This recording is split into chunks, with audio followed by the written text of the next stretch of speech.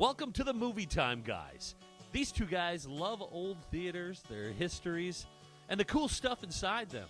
Frank and Mike, and yep, that's their real names, discover and tell the stories of theaters around the country. Frank is the owner of Let Me Be Frank Productions and produces original music theater and is a nut about historic theaters. And Mike, well, he's a jack of all trades, former auctioneer, theater owner, builder, and the brains of the team. And while Frank is, well, he's there for the fun. Let's see what cool things and people they will find today on this episode of the Movie Tyme Guys.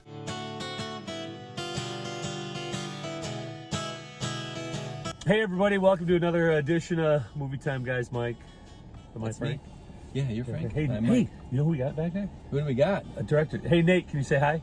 Hey. That's Nate. That's the guy who puts all this stuff together. Makes us look good. He makes us look thinner. Right? I'm wearing black. They say when you wear dark clothes, you look thin. I'm thin Yeah, now. you are. Hey, where we headed, Mike? We are heading to Ashland, Wisconsin, the Bay Theater. Bay Theater wasn't it built in 1937? Do you know anything more about it? You know what, folks? We're going to see the first time what you see for the first time. We are heading there blind. We're gonna go. I do that a lot. I do that a lot. Hey, driving to Ashland, I mapped it out. It's 4 hours and 45 minutes. It's like driving to Minneapolis, isn't it? It's way up there. When I think of Minneapolis, I think the Vikings, Packers, and there's 13 things that Green Bay has more than the Vikings. Did you know that? No. Yeah, 13 things more than. They're called World Championships. I don't know. I should have known that. Did you like that? Was my little. That was your ditty. That was my ditty. It was awesome. All right, you guys ready to head to Ashland? I'm ready. Let's do this. All right, see you in a bit. The Movie Tyme Guys this time take you to beautiful Ashland, Wisconsin, along the big lake they call Jagumbi, Lake Superior. Ashland, Wisconsin is called the historic mural capital of Wisconsin. Yeah, the 8-block Main Street Business District has 19 different murals depicting the history of the area. It is simply beautiful. The imagery and the likeness of foregone era is just breathtaking. And speaking of breathtaking, it's time for the Movie Tyme Guys to visit the historic Ashland Movie Theater, the Bay Theater.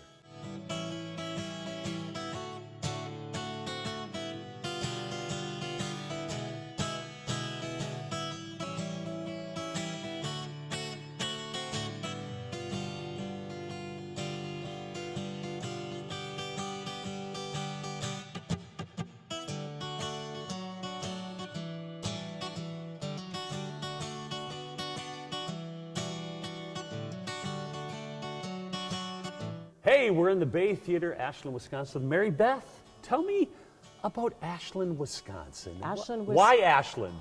Ashland, Wisconsin is the historic mural capital of the entire state of Wisconsin. We were given that title in 2005, the same year that the mural was completed on the west side of the Bay Theater.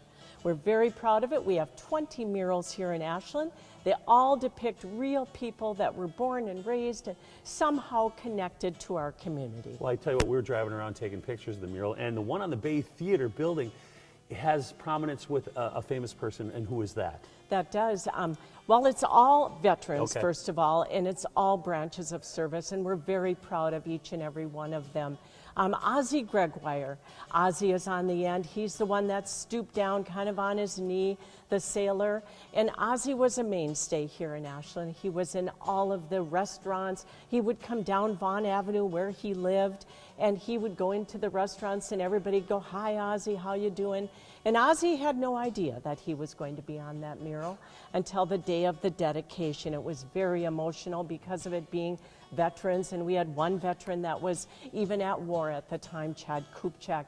And Ozzie came down, and when he saw his picture, he just burst into tears. It was so emotional and so beautiful.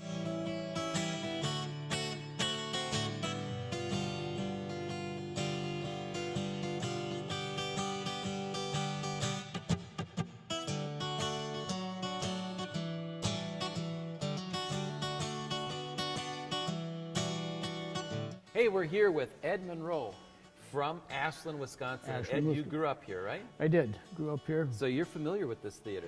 I am kind of born and raised. This was kind of the social, place that kids hung out. You kind of looked at what's coming up, and you knew what your week was going to be like. So tell us some of the stories of the theater's experience here, the movies you saw here. Okay, we just Yeah, big ones that kind of stick out that you remember because they were either like, real exciting, somebody did something stupid in them, Or real scary. or real scary. The real scary part comes here. There's a double feature here. It was the Blob and the Blob. Just now who can forget Wait a the minute. Blob? I've got to look thinner.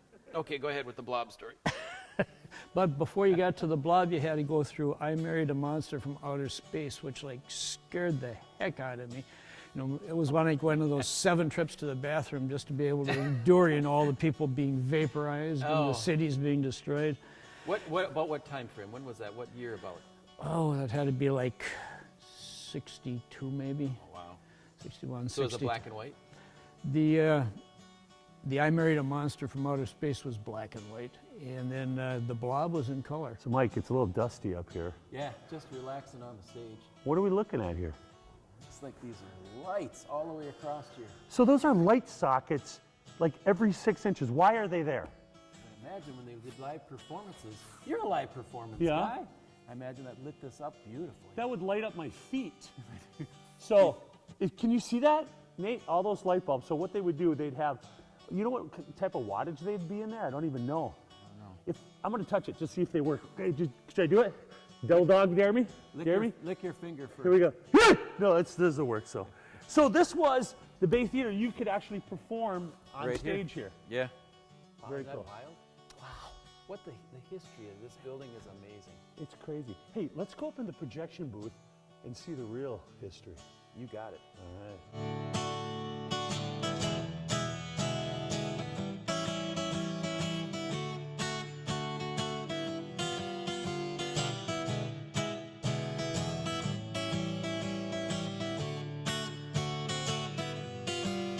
We're up in the projection booth here at the Bay Theater, and I'm with one of the owners, Tim Suick.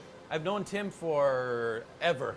First time we met today. Yes. You could have walked by me on the street, I wouldn't have known him, but we've been talking over the years, and you've been in the business. I started my first theater. I bought my first theater in 1973 in Antigo, Wisconsin. Wow, So I've been a little longer than me. a long time. Yeah. So you go back to the projection era when there was a projectionist union, multiple Right. projectors. When I started, what we had, this was just after the union situation, but when we started, we had a full-time projectionist in the building at all times. We had 2 35 millimeter projection machines that stood about this high and probably weighed 500 pounds. So they would run 15-minute reels, and every 15 minutes you would go from one projector to the other projector, back and forth, and then you'd have to take the reels, which were these things right here. I got it. This is what the film came on.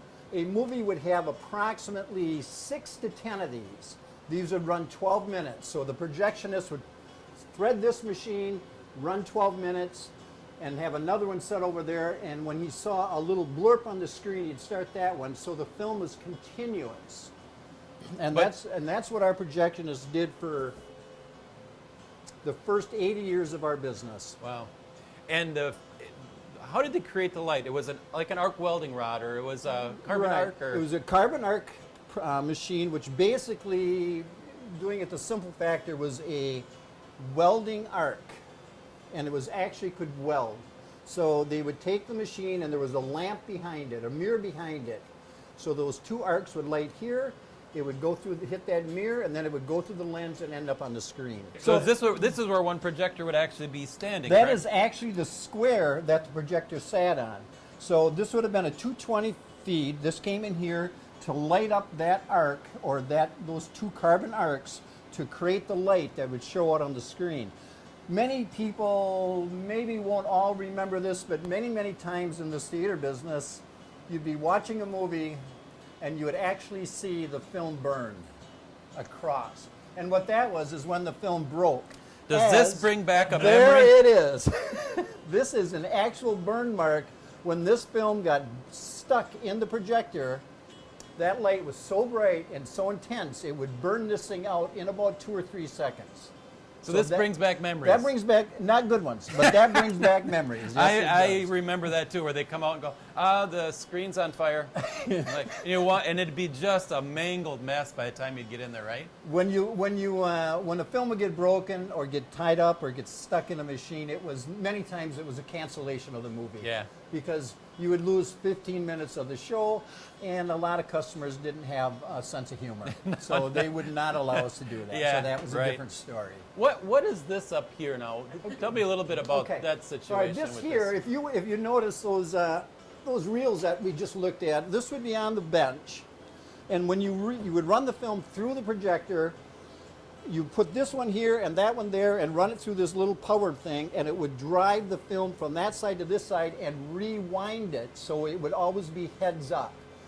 And every 12 minutes, you'd have to rewind one of these reels so you could continue to show the next movie the next evening or the second show. Because you'd have, similar when we used to use the platter, when it was put together, you have reel 1, tail 1, reel 2, tail 2. Because if you mix it up, in the middle of the film, they started going And backwards, right? well, that is one. If it wasn't rewound, that is correct. But what happened more than ever in this story, prior to platters, when we had the small reels, is the projectionist would grab the wrong reel. So you'd go 1, 2, 3, 8. That's the end. Thanks for coming, folks, right? Literally ran movies and had the guy put the wrong film on. The people just got up and thought that's the way the movie was, and they left. Bad reviews. That movie jumped all over. I couldn't even follow reviews, it. Bad reviews. So anyway, so after these two projectors would be running, and we'd have our projectionist up here watching these machines. This speaker here, this old L-Tex, is 80 plus years old. Would run what was running through one of the projectors, so the projectionist could hear. Because it was loud. Because it was very loud in this room. Yeah. And that's why this was every theater had one of those. So that way they could see what the sound is and keep tabs on what was happening. Projections would be up here, and he'd have to come That was out one of the greatest- of the bathroom. What? I was here the whole time. Great interview. You're good. You do this all the time? Did you flush? So why is the bathroom in here again? Well, the projectionist had to be in here the whole entire time, so naturally, if he had to do his duty, he couldn't leave. So Duty! His duty. Well, I'm trying to think of a word that, but he had to do his duty. So Mike, if the show was bad, you could just flush it down the toilet. Oh, Frank. Okay. Anyway, He'll be here all week. Yeah. Let's talk about this fire door here, because that right here, in case there was a fire, there was something on that would hold those doors up, and if it got too hot, they would just shut, right? Right, exactly. It looks like it was attached over there, Yeah. and the heat would cause it to burn through, and then they'd slide down to close off the oxygen to kill the fire.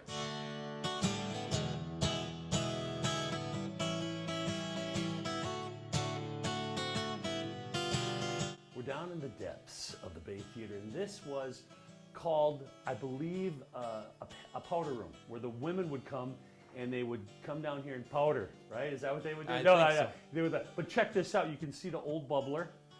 Look at that. Porcelain covered in black bubbler. Try it. I'll give you a dime. She doesn't work anymore. It's full of dust and cheese. But what is this? It looks like an old Art Deco fireplace type thing. Yeah. And I know, Mike, that you with all the money you make, you need some place to put it in the theater business, right? Especially during the pandemic, right? Oh yeah. I mean, I'm just So this rolling is in it. This is it right here. We can't get open, Mike. You No, know? I don't know we'd have to ask the owners, but Is I'm it sure it's full. 1, 2, 3, 4. Is that the count? That's the comp for my house. What? How did you know that? Okay. That seriously is the comp for my house. You gotta erase that. Wow. So this was the powder room and the safe room.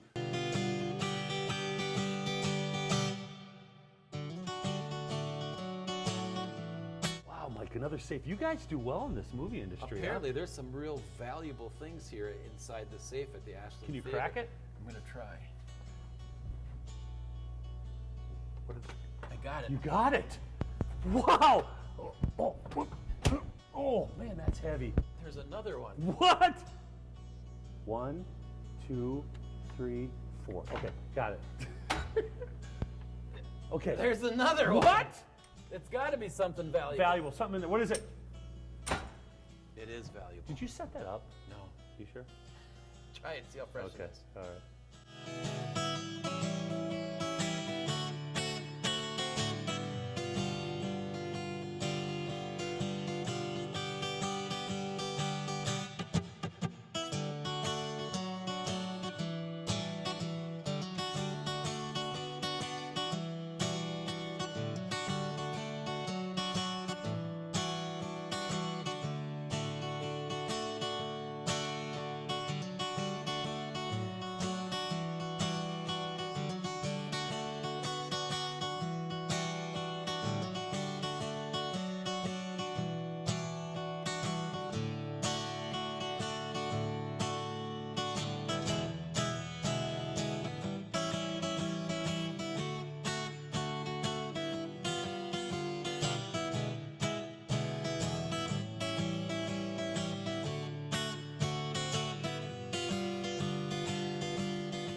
Well, Mike, this was pretty cool. Bay Theater, talking to Tim, the owner. This was amazing. It has been another great episode from the Movie Time Guys. Yeah. Yeah, this has been awesome. It's a beautiful town, and the people that came out that talked to us too had amazing history. Why is your shirt on backwards? My shirt's not on backwards. Your shirt's on backwards. I thought Frank. it was. Oh, there. Oh, you know, I should probably talk with my better side. I shouldn't would think so. Okay. There we go. All Now right. we got it. Movie We're gonna time, guys. See you again Wow, soon. Mike, that was a blast. Ashland, Wisconsin. You know, I'd been there before, didn't realize how beautiful that town is. Yeah, and their murals were just gorgeous all across the town. It was really cool. Yeah, I wanted to paint some mustaches, but I didn't. Hey, that theater, let's talk about the Bay Theater, historic theater. Get out and see that theater. Yeah, take a ride, go to Ashland. It's a beautiful place to visit, and that theater is gorgeous inside. You know, something we found out when we were up there, that a movie was shot in Ashland and it premiered at that theater. You know a little bit more than I Yeah, do. A Simple Plan. Yeah, that was filmed in 1998 there. And we were talking to the folks, and the folks were so nice. Oh, I mean, it just, everybody was willing to sit down and chat with us, and they said how much fun it was and how cool it was to have the people film, the actors all around there that few weeks that it was shot there. They said Bill Paxton was just like the nicest guy. Just hung out with the people. Unfortunately, we lost him 4 years ago, so young. And then Billy Bob Thornton, and I have to admit, I was Billy Bob Thornton was in that yes, movie? and I've never been a huge Billy Bob Thornton fan. I always visualize him as Bad Santa. Yeah. I can't get over Okay. that, but boy, does he do a good job in this film. what, I always figure the guy. Exactly, I can't get over that. Fried potatoes. Yeah. Okay. And Bridget Fonda. Okay. Oh, Bridget Fonda. Wow. I know. Bridget, give us a call. We'll hang out. She stopped acting. Yeah, she did. To raise her family, and I think you know her husband's a musician or. Oh, yeah. Well, of course I know. We're buds. Of course you are. Well, he writes music for many movies. He's a former member Unga of Bungo? Oingo Boingo. Oingo Boingo, that's it. Boingo. I was reading. I'm And like, I he couldn't is- pronounce it. I'm glad you did. He does very well in the movie business. I got a feeling, and he's married to Bridget Fonda, so you got to give him credit. Okay. Anyway, now a couple fun facts about that movie. We learned from the gentleman from the Historical Society Yeah. is that he was amazed at these people and what they brought.